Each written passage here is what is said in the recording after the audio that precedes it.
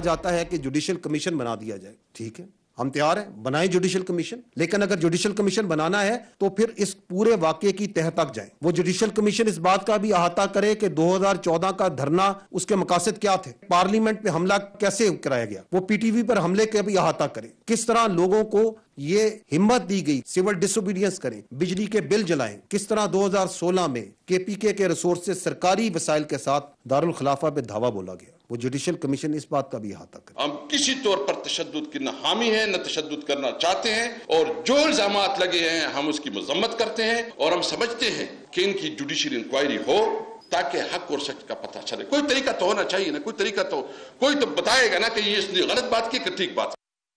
बिस्मिल्लाहिर्रहमानिर्रहीम। लाखों करोड़ों दरूद नबी अकरम सल्लल्लाहु अलैहि वसल्लम पर और उनकी आल पर। एक चीज तय हो चुकी है कि एस्टैब्लिशमेंट भी ये चाहती है कि एक इंक्वायरी कमीशन बने, और उस इंक्वायरी कमीशन को 2014 से तहकीकात करनी चाहिए, 2014, फिर 2016, फिर 2022 और फिर 2023। और दूसरी तरफ से इमरान खान साहब ने भी ये ऑफर कबूल कर लिया। उन्होंने कहा जी बिल्कुल ठीक है, इंक्वायरी कमीशन बनना चाहिए और उसमें मैं खुद पेश होने के लिए तैयार हूं।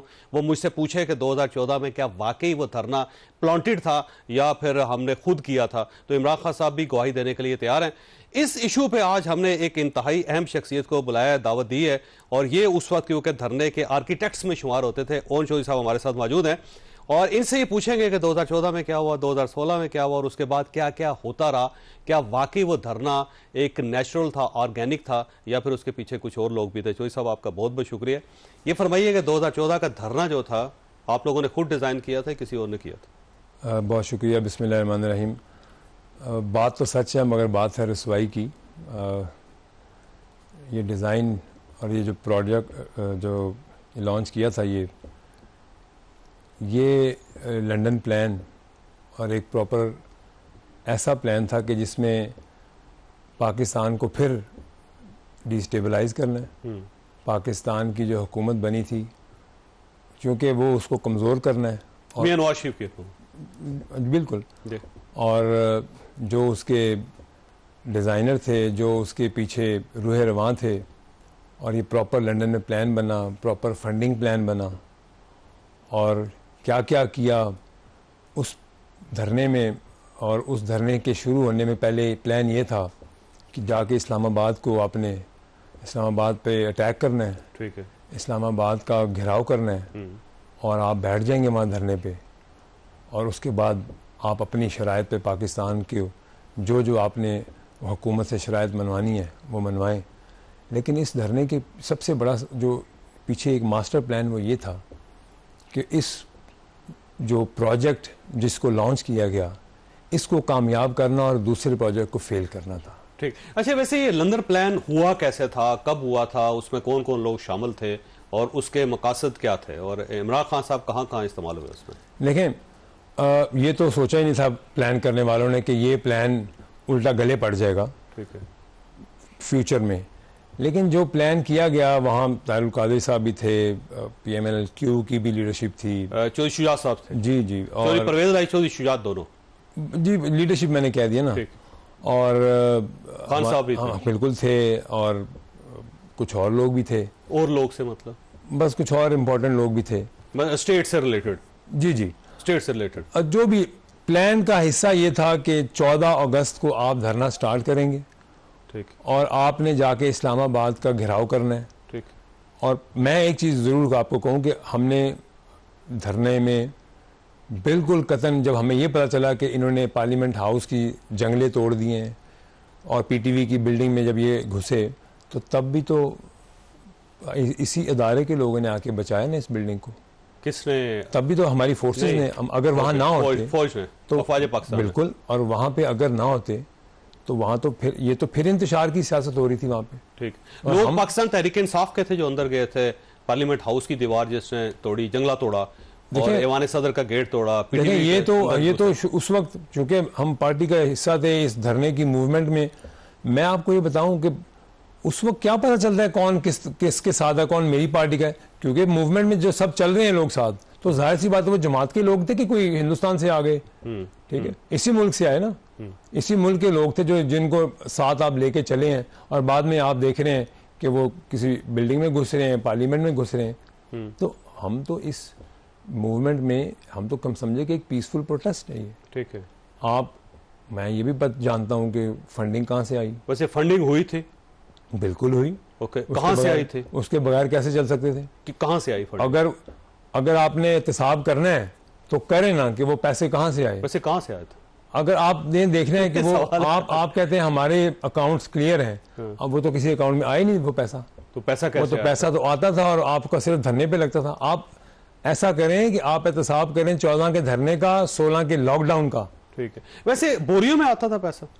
देखें, जो क्रेडो में आता जो भी प्लान का हिस्सा था, जिन मकासद के लिए इस धरने को इस्तेमाल किया गया, एंड में तो ये हालात है कि धरने में लोग आना बंद हो गए। ठीक, उस तरफ आऊंगा, लेकिन ये फंडिंग की तरफ आई है कि फंडिंग जो है इदारों ने की, रियासती इदारों ने या प्राइवेट लोगों ने? देखिए, प्राइवेट लोगों ने की और वही लोग थे जो कि चाहते थे और जिनको पता था कल को हमने इस प्रोजेक्ट को कामयाब कराना है, और जो ऑलरेडी हुकूमत में है हुकूमत उसको कमजोर करना। प्राइवेट लोग बिजनेसमैन थे? बिल्कुल थे, बिजनेसमैन थे जो हमारे पार्टी के साथ एफिलिएशन रखते थे लोग, उन लोगों ने भी दिए और कोई रिकॉर्ड नहीं है इस चीज का। ठीक, आपको तो रिकॉर्ड में लाना चाहिए ना। पैसे अरेंज किसने किए, किसके कहने पे? जनरल ज़हीरुल इस्लाम साहब इन्वॉल्व थे इसके अंदर? देखें, हाँ, ये तो खान साहब खुद रोज कंटेनर में कहते थे हमें पैसों की जरूरत है। पैसे तो हमारे पास खत्म हो गए थे। नहीं, वो तो आगे चल के हुआ ना, शुरू के अंदर जब आपने स्टार्ट किया वो तो हमें तो एक टाइम ये हुआ कि जब हमें पैसे, मैंने कहा कि जी हम धरना तो स्टार्ट कर रहे हैं, हम सब एक कमेटी बैठी और एक टाइम पे था कि धरना वो रात को किया और सुबह कोई बंदा ही नहीं था वहां पे। ठीक, लेकिन पैसा आया, पैसा लोगों जिसने भी दिया, जो लोग थे, मैं वो वक्त आएगा तो आपके सामने पता चलेगा कौन लोग थे, किन लोगों ने फंडिंग की। ठीक, ये फंडिंग की गई या करवाई गई? देखें, ये चीज नहीं, फंडिंग हुई, धरने की फंडिंग हुई, धरने में पैसा लगा, धरना एक प्लान का हिस्सा था और जो मुलविस थे फंडिंग में वो भी मैं जानता हूं और उन्होंने प्रॉपर इस प्लान को पाकिस्तान के लिए और इस प्रोजेक्ट को लॉन्च करने के लिए पूरा साथ दिया। ओके, करोड़ों रुपए थे, अरबों रुपए थे फंडिंग? लेकिन करोड़ों में थे, लेकिन अरब के करीब थे, लेकिन वो बड़ी तादाद थी। और क्योंकि वो मूवमेंट ऐसी बनाना चाह रहे थे कि लोग आए और फिर इतने लोगों को आपको इकट्ठा करना, आपको ट्रांसपोर्ट देना, आपको उनको खाना देना, तो ये एक बड़ा ह्यूज टास्क था। ठीक है, ठीक है। अल्लामा तारिक कादी साहब को कौन लेके आया? जो लाने वाले आए वही उसी वक्त, वो तो किसी और ने अरेंज करके आपके हवाले किया? वो तो किसी इशारे भी आते थे ना। ठीक है, उनको तो शुरू से आपको पता है कि वो किसी सिग्नल पे उनको बुलाया जाता था और उनको भी पे किया गया इसके लिए? बिल्कुल पे किया। देखें कितना पे किया गया? देखें सवाल है। देखें, धरना ऐसे नहीं हुआ, धरना एक प्लान से हुआ। धरना फंड इकट्ठा हुआ, वो फंडिंग की गई, पैसे दिए गए, अदरवाइज धरना ना होता। ठीक है, ठीक है जी। कोई तो ताकतें पीछे थी ना जो धरने को फंड कर रही थी। ठीक है। और उसके बाद वो उनको एंड में तो ये टाइम आया कि काजी साहब कई बंदे आगे कहते हैं जी हमारा तो फ़ोन भी नहीं उठाया जा रहा और पैसे भी ख़त्म हो गए। अच्छा, यानी कि वो जो लोग लेके आए थे उन्होंने छोड़ दिया इनको? बिल्कुल छोड़ दिया। और इमरान खान साहब को भी छोड़ दिया? बिल्कुल छोड़ दिया। और फिर क्या हुआ? देखें, फिर तो एक टाइम ये आया कि हम सोचते थे कि इसमें से एग्जिट कैसे करना है, और एक मीटिंग हुई और बस खुदा न खास्ता वो it was a very sad incident, वो जो एपीएस का वाकया हुआ, तो एकदम से आप तो एक कॉज लेके बैठे रहते धरने के ना, तो आप बैठे रहते, फिर 400 दिन बैठे रहते, तो एकदम आप मीटिंग बुलाते हैं, आप कहते हैं अच्छा ये हमारा बेस्ट टाइम है, सेफ एग्जिट मिल गई है, तो हम इसके सोग में अपना धरना कॉल ऑफ कर देते हैं। बड़े लोगों ने कहा जी ये है वो है, उन्होंने कहा हमारे तो बंदे आने बंद हो गए, 16 दिसंबर आ गया, इस्लामाबाद में ठंड में कौन बैठेगा यहाँ पे। ठीक है, तो ये तो हालात है वहां धरने के। तो आपने उस बहाने का फायदा उठाया? बिल्कुल बिल्कुल। उस 16 दिसंबर को जो सानिया हुआ, उसके बाद मीटिंग हुई हमारी रात को, उसी रात हमने धरना कॉल ऑफ कर दिया। जब खान साहब परेशान होते थे, देखते थे लोग नहीं आ रहे और यहाँ पे वो नहीं हंगामा हो रहा या आगे नहीं बढ़ पा रहे या आप अपना हदफ हासिल नहीं कर पा रहे, तो क्या कहते थे, क्या होता था? देखें, इस धरने में क्या क्या नहीं हुआ। एक मूवमेंट चलाई, शहरों को लॉकडाउन करना है, पूरे मुल्क के हर शहर में जाके जलसा करना है, उसको लॉकडाउन करना है, और बाकायदा वहां के ताजिर तंजीमों को, ताजिरों को फोन कॉल्स करके कहा गया कि आज आपने बाजार नहीं खोलने। ठीक है, किसने? जिन्होंने भी कहा उस वक्त। ठीक। और हम जाते थे और वहाँ पे बाकायदा लॉकडाउन होता था उस शहर में। हम कराची गए, फैसलाबाद गए, कौन सा शहर हम जा नहीं गए। ठीक है, तो ये ऐसे ही हो गया सारा कुछ, ये किसी के कहने पे बंद, किसी के कहने पे। तो तब आप किसी के कहने पे क्यों आ रहे थे? ठीक, तब भी तो आप अपनी असूल की सियासत करते। हाशमी साहब क्यों छोड़ के गए? हाशमी साहब इस मौक़िफ़ पे थे कि नहीं, हमने ये काम नहीं करना, हमने अदारों पे, हमने किसी भी पार्लियामेंट हाउस पे हमने कोई अटैक नहीं करना। ठीक है, ठीक। तो ये प्लान का हिस्सा जब आगे जाना शुरू हुआ एक खतरनाक मोड़ पे, तो उसके बाद काफी लोग पीछे हटे और उन्होंने कहा हम इस चीज का हिस्सा नहीं बनेंगे। ठीक।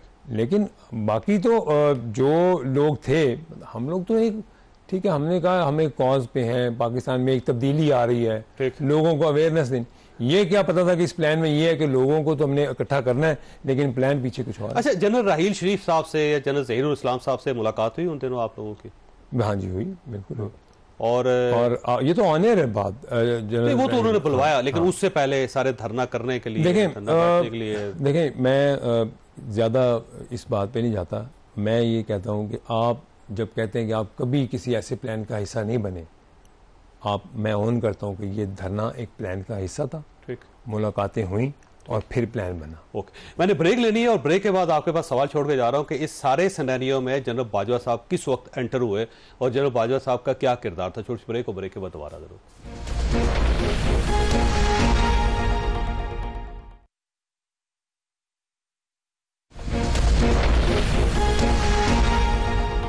प्रोग्राम में दोबारा खुश आमदीद। ये फरमाइएगा और चौधरी साहब के जनरल बाजवा साहब किस वक्त इन हुए सारी गेम में? देखें, आज मैं आपको एक ब्रेकिंग न्यूज़ देता हूँ। इमरान खान साहब की जनरल बाजवा साहब से ज़िंदगी में सबसे पहली मुलाकात मेरे थ्रू हुई। ठीक। और ये जून 2017 में हम नथिया गली थे। ठीक।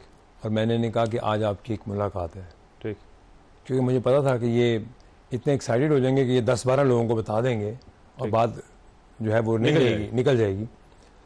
मैंने आई ड्रोव फ्रॉम नथिया गली टू पिंडी। ठीक। और इनको पिछली सीट पे बिठाया ताकि इनको कोई देखे भी ना। ठीक। ठीक है। और हम पिंडी आए तो मैंने कहते तुम मुझे लेके कहाँ जा रहे हो? मैंने कहा आप आज बाजा साहब से मिल रहे हैं। ठीक है। और ये कहाँ पे मुलाकात हुई?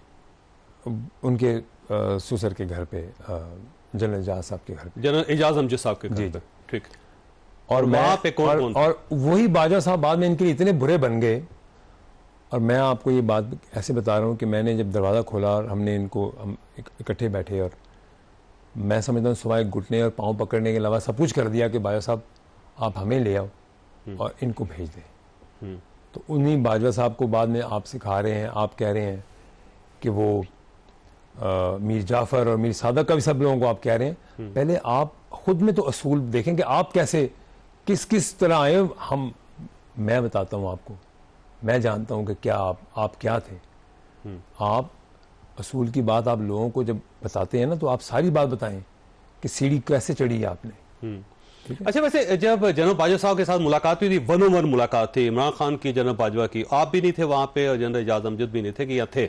नहीं जी, मुलाकात हुई, फिर हम भी आगे बाद में कुछ देर अकेले भी हुई और कुछ देर में हम भी साथ बैठे। लेकिन बात यह है फैसला क्या हुआ? देखिए, मुलाकातें तो फिर होती रही ना, फिर उसके बाद होती रही लेकिन डिस्क्रीटली। ठीक है। लेकिन आपकी मुलाकातों का मकसद आपके सामने एक प्लान आपके सामने तैयार था। ठीक। आपको पता था कि क्या होने जा रहा है। ठीक है। आप नवाज शरीफ साहब को नहल किया जा रहा था। ठीक है। सारा कुछ एक प्लान का हिस्सा था। ठीक। फिर आप कहते हैं कि जी 2018 में वो एक इनके वो हैं एक अरस्तू, मैं उन्हें कहूँगा, वो बड़ी बड़ी बातें करते हैं।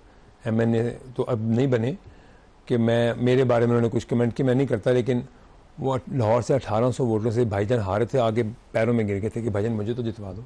किसके पैरों में? जिनके भी गिरते हैं पैरों में लोग। अच्छा, कौन थे ये? ठीक है। तो ये लाहौर से, अब उनके वालिद साहब अभी बने हैं MNA लाहौर से। अच्छा, आप हमाद अज़हर साहब की बात कर रहे हैं? बस आप बड़ा सही पहुंचे, आपकी बड़ी सिंपल थी। अभी मैं उस दिन उनका ना एक प्रेस टॉक देख रहा था, तो वो कहते हैं जी कि वो ओन चौधरी जो है वो शर्मिंदा फिरता है। तो भाईजान, मैंने अगर आपके बारे में बताया ना कि आप कैसे आए, तो आप तो शर्मिंदा करके आप शर्मिंदगी से मुंह नहीं दिखा सकेंगे किसी को। तो मैं तो फिर 10 साल आपकी जो सीट जीते थे, जिस तरह भी आप जीते थे, अल्हम्दुलिल्लाह फख्र से फिरता हूं, क्योंकि मैंने आपको शिकस्त दी उस हल्के से। ठीक है अपनी, क्योंकि मेरा भाई उस हल्के से नाजिम तक लड़ा हुआ पहले इलेक्शन, और ये भी वहीं रहते हैं। ये भाई साहब असल में इनका हल्का वही रहते, वहीं पे हैं ये। तो हमने तो आप ये कह रहे हैं कि पांव पकड़ लिए उन्होंने जी कि मुझे जितवाएं। जी जी, किससे कहा उन्होंने? आपको पता है जिनके पांव पकड़ते हैं। नहीं मतलब आप ये जो कहते हैं ना बड़ी बड़ी बातें, फैज हमीद साहब की बात कर रहे हैं आप। सर ये आपको भी बेहतर पता है कि 18 में जो डिजाइन हुआ वो कहां से हुआ, किधर से हुआ। तो देखिए जनरल बाजवा थे और जनरल फैज हमीद थे, दो ही लोग थे। मैं आपको ये बता रहा हूं कि ये जो मैं उस दिन एक असेंबली में बैठ के देख रहा था कि कुछ इनके जो अब लीडरशिप है, 4 लोग आगे बैठे हुए अपोजिशन की सीटों में। मैं कह रहा था ये इतनी बड़ी बड़ी बातें कर रहे हैं, इंटरनेशनल तो अल्लाह मैं नहीं कहता, लेकिन तारीख उठा के जो सबसे बड़े लोटे वो चारों बैठे हुए थे, कोई जमात नहीं छोड़ी उन्होंने। और वो जनाब हमें बड़े बड़े भाषण दे रहे हैं असेंबली में। अच्छा 2016 के लॉकडाउन की तरफ आते हैं, उस वक्त परवेज खटक साहब वहां से रैली लेकर आए थे और इस्लामाबाद के ऊपर उन्होंने यलकार की थी, ये भी डिजाइन था और उसी का हिस्सा था। लेकिन धरना के बाद फिर एक प्लान बना कि आपने ये इस्लामाबाद पे अटैक करना है, आपकी केपी में हुकूमत है, ठीक, और आप केपी से अनाउंस करें और आप प्रेस टॉक करें वहाँ से कि हम इस्लामाबाद में ठीक है दावा बोलेंगे, और यही हुकूमत को प्रेशराइज करना और हुकूमत को गिराना है और आपने ये करना है। आप ये देखें कि आपने अपने मुफाद के लिए हर वो काम किया है जिससे मुल्क को नुकसान है। प्लान किसने किया ये 2016 का? देखिए ये प्लान तो अपनी ज़ात से आगे कोई प्लान नहीं था इनका। जो प्लान कोई दे देता है ये वो प्लान को हिस्सा बना लेते। तो किसने दिया था प्लान उनको कि आप ये कर लें? देखें मेरे ख्याल से तो इनसे बेहतर खतरनाक प्लान खुद कोई और नहीं बनाता था। ठीक है, लेकिन बिल्कुल पीछे जो लोग थे वो प्लान देते थे। उन्होंने प्लान दिया और प्लान का ये हिस्सा था कि वहां पे लड़ाई झगड़ा हो, कोई 100-200 लाशें गिरें और आप उन लाशों पे सियासत करें और वो इस हुकूमत के ऊपर पड़ें। कहाँ जो अटक ब्रिज पे अगर उस रात वहां पे अगर हंगामा लड़ाई हो जाती तो वहां तो 200-400 लोग हलाक हो जाते। और यही तो मकसद था वहां का। ये प्लान था इनका, कितने लोग मरने चाहिए। लेकिन वो तो अल्लाह ताला ने करम करना था। अल्लाह ताला का एक प्लान बंदे का एक खुदा की ज़ात का होता, वही जो अल्लाह का प्लान होता है। तो वो प्लान का हिस्सा तो ये था कि वहाँ पे लड़ाई होगी, वहाँ पे वो ये लोग आना चाहेंगे, पंजाब पुलिस, इस्लामाबाद पुलिस वहाँ खड़ी है, रोकेगी और वहाँ एक हंगामा होगा, 200-400 लोग मरेंगे। आप उस पे सियासत करेंगे और हुकूमत को घर भेजेंगे। अच्छा उस वक्त इस्लामाबाद का लॉकडाउन करना चाह रहे थे, इस्लामाबाद पे कब्जा करना चाह रहे थे, क्या करना चाह रहे थे आप लोग? उस वक्त यही प्लान था कि सिर्फ इस्लामाबाद को लॉकडाउन करके इस्लामाबाद पे कब्जा करके बैठना है। कोई दफ्तर नहीं खोलने देना इस्लामाबाद का, कोई सरकारी ऑफिस नहीं खुलेगा इस्लामाबाद का। तो इस्लामाबाद को समझने की जैसे आपने बिल्कुल यरगमाल बनाना है, ये प्लान का हिस्सा था। ठीक है, लेकिन उस वक्त भी आप जब आप अटक बुल पे उस रात अगर वो इंटरवीन किया फोर्सेस ने और आप वापस चले गए तो वो प्लान नाकाम हो गया। वो अल्लाह ने पाकिस्तान के लिए अल्लाह ताला ने। अच्छा मुल्क के बारे में नहीं सोचा जाता था कि पाकिस्तान को कितना नुकसान हो सकता है इसका? अगर मुल्क के बारे में सोचना होता तो ये जो कल का दिन है 9 मई का वाक़या होता, अगर मुल्क के बारे में सोचना होता। अगर मुल्क की परवाह किसी को होती तो बुज़दार और फराह गोगी को पंजाब देते। मुल्क का किसी नहीं, मुल्क अगर ये कहते हैं ना कि पाकिस्तान का सोचा है, पाकिस्तान का नहीं सोचा, सिर्फ अपनी ज़ात का सोचा है। ठीक, और या ये सोचा है कि रात को मुशाबत हो गई, रात को ख्वाब आ गया और सुबह बुज़दार को वज़ीर आला लगा देना है। आपको पता है कि 2013 में अलीम खान साहब लाहौर के प्रेसिडेंट थे। ठीक, मैं हिस्ट्री में आपको थोड़ा पीछे लेके जा रहा हूँ। ठीक, और अलीम खान साहब की इनके बड़े करीबी दोस्त थे खान साहब के, इमरान खान साहब के, उनसे बिल्कुल नहीं बनती थी। उनको शायद पसंद नहीं होंगे गोल्डी, मैं बता देता हूँ इतनी खोरसी साइंस है यार जोधी साहब। वो इमरान खान को जेल में एक पीर साहब के पास लेके कि इनको इलेक्शन ना लड़ने दीजिएगा वरना आप इलेक्शन हार जाएंगे। ठीक, मियां बशीर साहब के पास ले गए, जेलम किसी बुजुर्ग के पास जेलम में एक ही बता दो उसमें मियां बशीर। और उनका बड़ापन देखें कि अलीम खान साहब इलेक्शन नहीं लड़े, लाहौर के प्रेसिडेंट होके टिकटें बांट रहे हैं और इलेक्शन नहीं लड़े। ठीक, और उनका जो पीर साहब ने पीर साहब को अरेंज किया पहले। अब मैं आगे आ रहा हूँ। अलीम खान साहब इलेक्शन नहीं लड़े, हमारी हुकूमत भी नहीं बनी। ठीक, और मुझे कहते हैं ऑन जो मेरे साथ हुआ है मैंने बड़े सब्र से ये बर्दाश्त किया, लेकिन मैं अपनी वफादारी नहीं बदलूंगा। आज ये कहते हैं ना वो एक टेप लीक हुई कि इन सबको गद्दार का लक़ब करा दे दो। हाँ, ठीक है, मुशर्रफ भी ने कहा तो गद्दार तो आपके घर के अंदर बैठे हुए हैं जो पाकिस्तान के हैं, वो हैं गद्दार। तो 18 में मेरे साथ ये हो गया कि ख्वाब आ गया, आपने सुबह ओथ पे नहीं आना। ठीक है, किसको ख्वाब आ गया? उनकी बेगम साहिबा को। ठीक है, ये इस मैसेज में है, वो मैसेज आज तक मैसेज इस खान साहब मोबाइल ने में किया? मुझे मैसेज किया खान साहब ने। ठीक है, चले अपनी ज़ात को छोड़ें, ये बात बार बार करना कोई बड़ी बात नहीं है। जब आप पाकिस्तान के वज़ीर आज़म हैं, आपके ऊपर एक जिम्मेदारी है, आप मुल्क के प्राइम मिनिस्टर हैं, तब आप ये फैसले नहीं कर सकते ठीक कि है, आपको रात को कोई हुक्म आया है और आप कहें कि मैं मुल्क में इसको लगाऊंगा और इसको लगाऊंगा। ये पाकिस्तान के साथ जुल्म है ठीक है। कि आप ख्वाबों की ताबीर करें, मुल्क के ऊपर मसलत करके वैसे साहब, वैसे मैं माफी चाहता हूं, आप अच्छा इंकशाफ कर रहे हैं, दिल खोल के बात बयान कर रहे हैं, लेकिन एक सवाल ये है कि आप खुद इमरान खान साहब के पीछे खड़े होते थे, इमरान खान साहब के साथ चलते थे, उनका बैग उठा के जाते थे, बुश बीबी के दोनों निकाहों में आप शामिल थे, इमरान खान साहब को वहां लेके गए, पार्टी में सब कुछ आप थे, तो आपके ऊपर भी जिम्मेदारी बनती है कि आप भी उसमें सारे जुर्म में शरीक हैं। आप बिल्कुल, मैं रिग्रेट करता हूँ, अपनी कौम से माफ़ी मांगता हूँ कि मैं उस बुज़दार हुकूमत का एडवाइज़र भी क्यों बना। मुझे एडवाइज़र बना के भेजा पंजाब में, मैंने आके 6 महीने बाद कहा कि ये आपने क्या किया है, आपको पता है कि आप ये करप्ट भी हैं भाई साहब, आपको पता है कि ये नाहल हैं इस पोस्ट के लिए, इस वजारत आला के लिए ये नाहल हैं, आपको पता है कि ये 2 लोग मियाँ बीवी जो हैं वो गुज्जर और उसकी बेगम, ये उसको चला रहे हैं, उसके पैसे कमा रहे हैं ये लोग, और उसके मुझे खमियाजा ये भुगतना पड़ा कि उसके 5 दिन बाद मुझे डी नोटिफाई कर दिया गया advisor to chief minister Punjab से। मैंने कहा अल्लाह तेरा शुक्र है, मैं इज्जत से घर चला गया। ठीक, तो मैंने तो अपना फ़र्ज़ अदा कर दिया एज ए प्राइम मिनिस्टर। उनको जाके कहा कि पीएम साहब ये आपने बहुत बड़ा जुल्म कर दिया पंजाब पे, ठीक है। ये रिपोर्ट है, ये आप देखें, बाजार government transferred around 1100 secretaries, director general, commissioners, deputy commissioners and additional deputy commissioners, 1900 senior police officials including DIGs, RPOs, CPOs, SDPOs, 5 chief secretaries and 7 inspector general of police। ये बुज़दार हुकूमत में लिखा है, this has never happened before in Pakistan। तो ये है वो तोहफा जो उन्होंने हमें दिया, और हम कहते हैं अभी भी हम इनकलाब। आप इमरान खान साहब का साथ देने पर शर्मिंदा है, 2014 का जो धरना था उस पर शर्मिंदा, 2016 का जो लॉकडाउन था उस पर शर्मिंदा। मैं अपनी कौम को ये कहूँगा, हम उस वक्त ये समझते थे कि हम एक कॉज के लिए काम कर रहे हैं। मैं बिल्कुल इस बात को एक्सेप्ट करता हूँ कि वो कॉज नहीं, सिर्फ अपनी ज़ात की सियासत थी। ठीक, हमें उस वक्त पता होता, लेकिन हमें पता 2018 में चला जब ये प्राइम मिनिस्टर बन गए। ठीक, और मैं कहता हूँ कि मैं अपनी कौम से माफ़ी मांगता हूँ कि हम इस ऐसी, हमारे दिल में सिर्फ ये था कि हम नया पाकिस्तान बनाने जा रहे हैं। क्या आपको लगता है कि अलीम खान और जहांगीर तरीन साहब अपने बिजनेस स्टेक छोड़ के इनके साथ आएंगे? सिर्फ पाकिस्तान के लिए आए, कोई ज़ात का नहीं था उसमें, ठीक है। लेकिन आपने अपनी ज़ात को आगे रख के आपने अपने दोस्तों को भी कुर्बान किया, और आपने वो किया कि सिर्फ आप पाकिस्तान के ऊपर जो है ना, वो ऐसे लोग मसलन करें जो सिर्फ आपके यस मैन हो। ठीक, मैंने ब्रेक लेनी है, लेकिन एक सवाल आपके पास छोड़ के जा रहा हूँ कि जब अभी इमरान खान साहब इक़्तिदार में नहीं आए थे, तो क्या उस वक्त उनकी जनरल आसिम मुनीर साहब से कोई मुलाकात हुई थी या नहीं थी? छोटी सी ब्रेक को, ब्रेक के बाद दोबारा जरूर।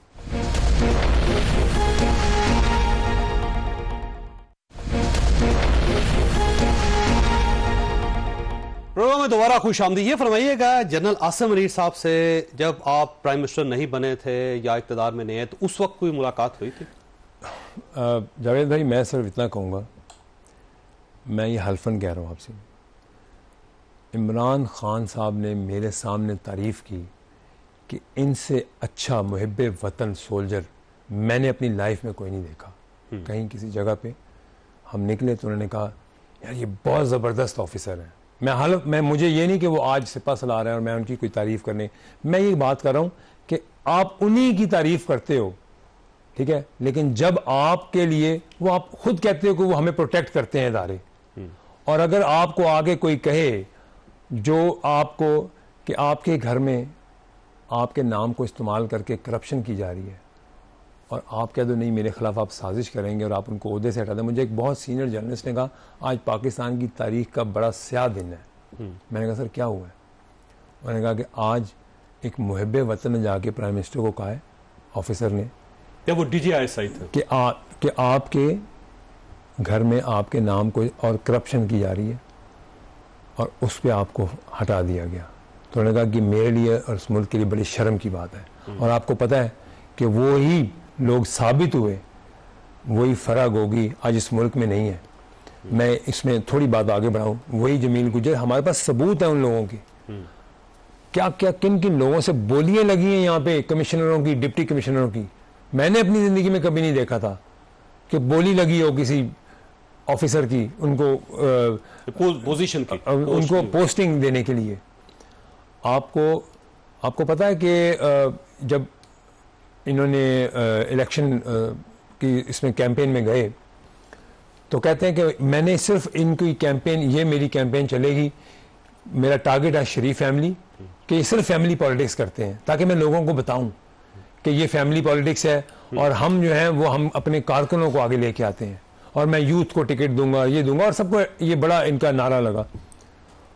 अच्छा, आप ले किसको आए? बुजदार को, जो करप्ट भी था, नाहल भी था। तो मैं उस दिन ये बैठ के बात कर रहा था, एक सीनियर सहाफ़ी हैं, मेरे बड़े भाई हैं जर्नलिस्ट, मैंने कहा सर वो तो कुछ भी नहीं करता था, तो चलो अगर ये फैमिली पॉलिटिक्स है, अगर मैडम उनको कह रहे हैं जी ये टिकटॉक सीएम है, तो ये कम से कम कारकुन की तरह हर सड़क, हर जगह पे, हर शहर में जा तो रही है। तो आपका चीफ एग्जीक्यूटिव अगर शहर शहर जगह जगह जा रहा है, ठीक है, अगर आपकी फैमिली का, लेकिन वो काम तो कारकुन की तरह कर रहे हैं ना। आप कारकुन लगाओ और वो करप्ट हो, वो फायदा कि आपको एक ऐसा लोग इंसान चाहिए, ऐसा 12 करोड़ सूबे का लीडर चाहिए जो कि एक कारकुन बन के, एक वर्कर बन के लोगों की खिदमत करे। अच्छा, गंडापुर साहब से मुलाकात हुई थी कभी उस जमाने में आपकी? जी जी, मेरी बड़ी अच्छी मुलाकात है। तो उस वक्त कैसे होते थे गंडापुर साहब? मैं क्या कह सकता हूँ, लेकिन मेरा अच्छा ताल्लुक था उनसे उस वक्त। ठीक है, उस वक्त भी अच्छा ताल्लुक था। और ये अच्छी चॉइस है खैबर पख्तूनख्वा के लिए? अब देखिए, अगर ये तो उन पे डिपेंड करता है, अच्छा परफॉर्म करके तो अच्छी चॉइस होगी। पाकिस्तान का सोचें, और वो सूबा पाकिस्तान का हिस्सा है, हमारे भाई हैं वो, उनको उनकी जो तरक्की के लिए बेहतरीन से बेहतरीन उनको दिन रात एक करना चाहिए। और मेरा ख्याल है उनसे मेरी भी ये गुजारिश है कि वो सियासत और उसको छोड़ें, अब सूबे के चीफ एग्जीक्यूटिव हैं, अब सूबे की आवाम का सोचें। ठीक, अब अपने आप को एक ऐसा प्रूव करें चीफ एग्जीक्यूटिव कि जो पाकिस्तान की आवाम के लिए सोच रहा है, उस सूबे की आवाम के लिए सोच रहा है। ये नहीं कि इमरान खान का हुक्म हो और इस्लामाबाद पे हमला कर दो, ऐसा होने भी नहीं देंगे इंशाल्लाह। अच्छा, वैसे होगा भी नहीं। इमरान खान साहब के बारे में ना बहुत सारे लोग बहुत सारी बातें करते हैं। मसलन ये कहा जाता है कि उनका कोई फॉरेन एजेंडा भी था जिसकी वजह से वो पाकिस्तान के अंदर ये सब कुछ हुआ। लोकल हैंडलर्स जो है उन्होंने उनको सपोर्ट किया, बाहर से कोई प्लान आया था और उसका मकसद ये था कि पाकिस्तान को डिस्टेबल किया जाए। तो ये बात किस हद तक दुरुस्त है? देखिए, मैं आपको ये बात बताऊं कि आप इनके 4 स्टारवॉर्स देख लें जो बड़े इनके स्टार थे। एक ने 400 के करीब प्रेस कॉन्फ्रेंस की भाई साहब ने, और रोज़ाना मियाँ फैमिली को, और कभी किसी का स्कैंडल लेके आते थे, कभी किसी का प्रेस कॉन्फ्रेंस। आज लंदन भागे में शहजाद अकबर की बात है।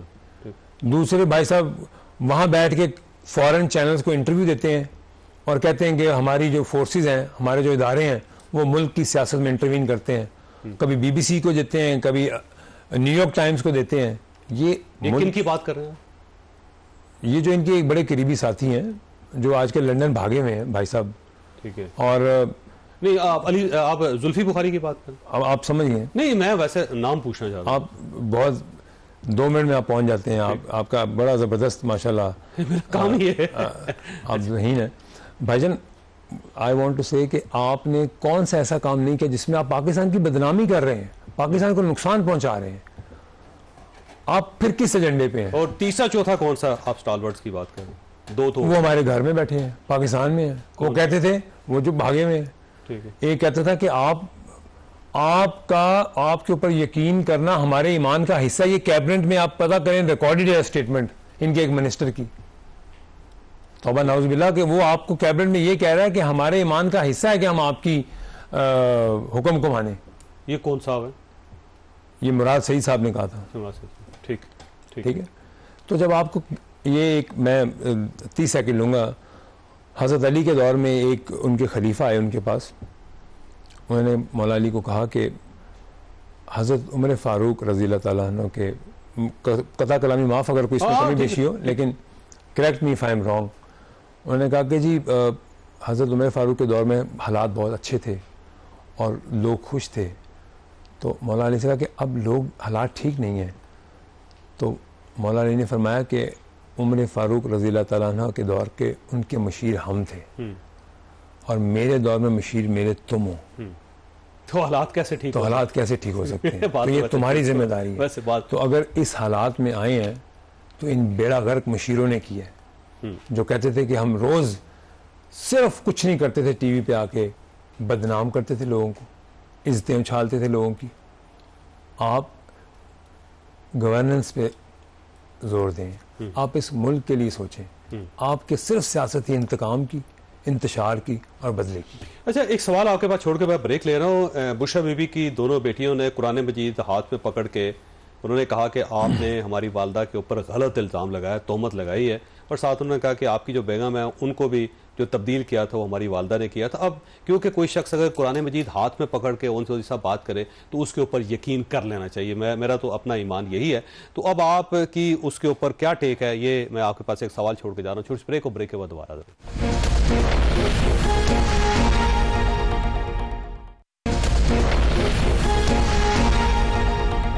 प्रोग्राम में दोबारा खुश आमदी। ये फरमाइए सर, ये बुशरा बीबी की जो बेटियां हैं, अब आपके पास क्या जवाब है? जब एक कुरान मजीद उन्होंने उठा के कह दिया तो सर मेरा नहीं ख्याल कि अब उसके बाद को जावेद भाई, मेरी बहनों की तरह मैंने उनकी वालदा को वालदा की तरह इज्जत दी है।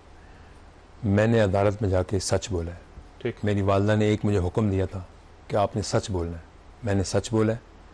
और रही बात राह रास्त पे, अल्लाह की ज़ात लेके आती है, अल्लाह के फजल के बगैर कोई राह रास्त पे नहीं आता। ठीक, बस मैं इतना कहूँगा। और आपकी स्टेटमेंट आपने कहा सही किया, मैंने जो कहा है मैंने सच कहा है। तो बिल्कुल ठीक, जबरदस्त जबरदस्त। आपकी तरफ से हल्फ है, उनकी तरफ से हल्फ है, फैसला अल्लाह ताला फैसला अल्लाह ताला का। बिल्कुल ठीक। ये फरमाइए सर, ये 9 मई का, अब तो ज़ाहिर है सुबह 9 मई की 1 साल हो जाएगा, बल्कि उसकी बरसी मना रही है पूरी कौम।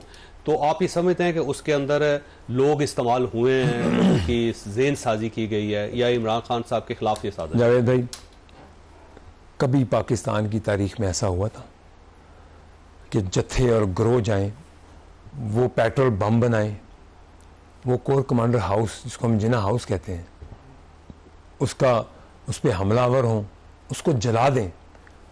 दूसरे दिन मैं और तरीन साहब वहाँ गए, ऐसा था जैसे जंग के बाद एक खौफनाक वहाँ पे एक माहौल था। गाड़ियाँ मस्जिद तक जली हुई थी। तो ये कौन लोग थे? ये तो दहशतगर्दों से भी बड़े दहशतगर्द थे। और कोई इधर GHQ पे हमलावर हो रहा है, कौन इनको फीडबैक कर रहा है? इन्हीं की लीडरशिप फीडबैक कर रही थी, इनकी कॉल्स टैप हुई हैं, इन्हीं की कॉल सुनी गई हैं, इन्हीं की लीडरशिप कह रहे हैं कि आप लिबर्टी मार्केट रहे ना, आप वहां कर रहे हैं, आप एहतजाज। आपको कौन कह रहा है कि आप वहां जाएं, जिना हाउस जाएं? आपको कौन कह रहा है आप फैसलाबाद ISI के ऊपर अटैक कर दें, दफ्तर के ऊपर? आपको कौन कह रहा है कि आप इधर आ जाएं, एयरबेस मियांवाली पे आपने अटैक कर दिया, आपने उनकी दीवारें तोड़ दी? इससे बड़ी दहशतगर्दी और मुल्क दुश्मनी क्या है? ये तो आपने वो किया है जो पाकिस्तान को लेफ्ट राइट जो दुश्मन है वो नहीं कर सके, और वो वहां बैठ के टीवी प्रोग्राम पे टॉक शोज करते हैं कि इमरान खान ने वो कर दिया जो रॉ ने नहीं किया पाकिस्तान के खिलाफ, हमें अब कुछ करने की जरूरत नहीं है। अच्छा, खान साहब का ये क्लेम है कि ये हमारे खिलाफ साजिश हुई है, हमें पाबंद करने के लिए, हमें दीवार के साथ लगाने के लिए किसी और ने डिजाइन किया और हमारे मत्थे मार दिया। उन्हें कहीं स्टेटमेंट दें टीवी पे आके कि जो जिन किरदार जो मुलविस हैं, इनका अपना भांजा कोर कमांडर हाउस के अंदर यूनिफॉर्म लेके स्टिक के ऊपर लहरा रहा है, वो PTI नहीं है तो कौन है? ठीक है, वो जो अंदर लोग निकले हैं, जिन्होंने जलाया है, जिन्होंने इधर हमला किया, वो PTI नहीं है? और ये स्टेटमेंट दें कि इनको कैफरे किरदार तक पहुंचाएं, सजा दें इनको। मैं चाहता हूं कि 9 मई के लोगों के साथ जो 9 मई में अटैक में मुलविस हैं उनको सख्त से सख्त सजा मिलनी चाहिए, वो कहें। उन्होंने तो ये आज एक स्टेटमेंट थी कि वो कह रहे जी मैंने कंडेम किया। आप ये कहें ना कि मेरे ये लोग जो हैं इनको कड़ी से कड़ी सजा देनी चाहिए। आप तो ये ओन कर रहे हैं कि मेरे ये लोग हैं। अच्छा, वैसे ओन चौधरी साहब ये फरमाइएगा, अगर कोई कमीशन बनता है, इंक्वायरी कमीशन बनता है, तो आप उसके सामने पेश होने के लिए तैयार हैं, गवाही देने के लिए तैयार हैं? देखें, पाकिस्तान की सालमियत के लिए, पाकिस्तान के लिए, पाकिस्तान की स्टेबिलिटी के लिए मुझे जहां कोई बुलाएगा मैं हल्फ दे के कहता हूँ कि मैं सच बोलूँगा और अपने अल्लाह के आगे मैंने जवाब देना है। मैं इस मुल्क में मरना है, मैंने इस मुल्क में मेरे बच्चे हैं, मैंने इस मुल्क के लिए जो मुझे हुआ मैंने इस मुल्क की सालमियत के लिए मैं सच बोलूंगा। जो कमीशन बनना है सबूत देने पड़े तो सबूत भी देंगे आप। और मैं बिल्कुल मैं जो कह रहा हूं आपसे, मैं हल्फन कह रहा हूं, मुझे ये मुल्क सबसे पहले है। ठीक है, कोई भी इसमें मुलविस है, सबूत हैं आपके पास, प्रूफ? मैं कह रहा हूं ये कमीशन बने, अल्लाह करे ये कमीशन बने, तो मैं ऐसे ऐसे नाम लूंगा कमीशन में आके कि आप भी देखेंगे कि ये कौन लोग सामने आ गए हैं, चाहे वो धरने के थे, चाहे वो लॉकडाउन के थे, चाहे वो 2018 के इलेक्शन के थे, चाहे वो 9 मई के लोग थे। 2018 के इलेक्शन में भी कुछ हुआ था? 2018 के इलेक्शन में तो आप छोड़ देना बस, ठीक है? क्या छोड़ते, कैसे, क्या हुआ? बस ये, अगर ये कमीशन बनता है तो उसमें ये सबसे बड़े जो ये पार्टी है ना, ये जमात तहरीक इंसाफ, इसका ऐसा लोगों के सामने चेहरा आएगा कि लोग अभी कुछ समझ लेना कि मसीहा बना के बैठे हुए हैं लोग। मेरी ज़ात की कोई दुश्मनी नहीं है, जो इस मुल्क को नुकसान पहुंचाएगा मेरी उससे दुश्मनी है। मैं कहता हूं कि अगर कोई भी है वो, उसको सख्त से सख्त सजा दे और कमीशन बने और वो जवाब दे हो, ताकि आइंदा एक एग्जाम्पल बने, मिसाल बने, हमारी आने वाली नस्लें ये याद रखें कि इस मुल्क को कोई डिस्टेबलाइज नहीं कर सकता। आखिरी सवाल आपसे, 2018 का इलेक्शन इमरान खान साहब को जितवाया गया था? देखें, इमरान खान साहब अभी तो बड़ी बड़ी बातें कर रहे हैं, ये तो जब कमीशन बनेगा फिर आप मुझे बुलाइएगा तो फिर मैं आपको जवाब दूंगा, कुछ सेंसर भी रहने दें। वैसे सारा इलेक्शन मैनिपुलेटेड था। देखिए, मैं आपको ये अर्ज़ करता चाहूँ कि अभी तो हम पाकिस्तान की जो एक ट्रैक पे ला के आना चाह रहे हैं कि पाकिस्तान की तरक्की हो, पाकिस्तान में पॉलिटिकल स्टेबिलिटी आए, ठीक है? अगर ये पॉलिटिकल स्टेबिलिटी ना आने दें, खुदा न खास्ता ऐसा होगा नहीं, कभी भी नहीं होगा, ठीक है? तो फिर आपके सामने ऐसे ऐसे किरदार सामने आपके आएंगे कि आप कहेंगे कि वाकई आप ठीक कह रहे हो कि इन लोगों को कभी सियासत में नहीं आना चाहिए। ओन शोई साहब, आपका बहुत बहुत शुक्रिया। ख्वाजा साहब, आपने गुफ्तगू सुनी, फैसला आपने खुद करना है। अल्लाह ताला आप और आपके अहले खाना को हर किस्म की मुसीबत से महफूज रखे। अल्लाह हाफिज़।